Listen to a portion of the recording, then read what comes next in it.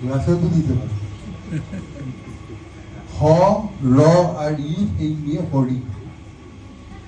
হ মানে একটু আগে যেটা বলছিলাম যে মন্ত্র 10টা মন্ত্রকে তুমি যদি পারায়ণ করো, পারায়ণ করাটাকে নিয়ে প্র্যাকটিস করে, চর্চা করা, ওটাকে নাড়া ঘাটা, শিল নোড়াতে পেশা যাকে বলে সেটাকে পারায়ণ করে, তাহলে মন্ত্রের নির্যাসটা কি সেটা দেখা যায় চোখে।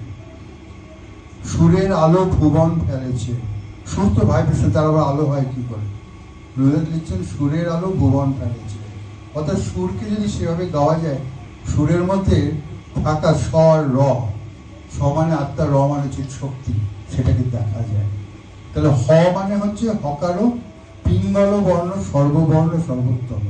যতগুলো লেটার সিলেবল আছে তার মধ্যে হ হচ্ছে সর্বশ্রেষ্ঠ, কারণ এটা পিঙ্গল বর্ণ। পিঙ্গল মানে সোনার রং, সোনার রং মানে গোল্ডেন থ্রেড, গোল্ডেন থ্রেড মানে হিরণ্যগর্ভ, হিরণ্যগর্ভ মানে যেখান থেকে সবকিছু উদ্গম হয়, পার্চুরেট করে, যেখান থেকে সবকিছু জন্ম নেয়।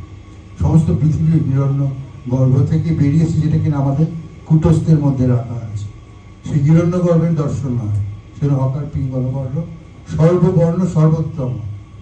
রকার তেজ বর্ধক, র মানে হচ্ছে অগ্নি, তেজ, লং বং লং বৈষাণর অগ্নি, তেজ বর্ধক। কি বলছো?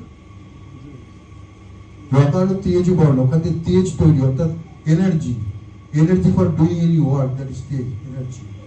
আর ইকার শক্তিদায়ক, অর্থাৎ মাদার নেচার, যার সঙ্গে মাদার নেচার সে শক্তি এসে যুক্ত হলো, মাদার নেচার এসে যুক্ত হলো। তাহলে হরি কথা মানে হ, র আর ই, হকার পিঙ্গল বর্ণ, তার সঙ্গে তেজ, তার সঙ্গে শক্তি যুক্ত হয়ে হরি তৈরি হলো। এই তিনটের যে আনন্দ, তাকে বলা হয় হরিহরানন্দ। এই হরিহরানন্দ এবার সাধনা করতে করতে মা কালীর সাধনা করে মা কালীকেও হজম করে ফেললেন। তারপরে উনি এগোচ্ছেন যে তার বাবাজি মহারাজের দর্শন চাই। গুরুদেব বলছেন একদিন যে সেদিন আমার মৌনতা ছিল, সকাল থেকে কথা বলছি না, আমি সাধনায় বসছি, ধ্যান করছি, হঠাৎ ঘরের মধ্যে দেখি খসখস খসখস আওয়াজ। তাকিয়ে দেখি আলোর মধ্যে যে এক ইয়াং ছোকরা মহাপুরুষ বলে, এই ধরো তোমার 20, 21, 22, 23 বছর বয়স হবে, ছোট একটা ধুতি পরা, কালো রঙের চেহারা, লম্বা চুল।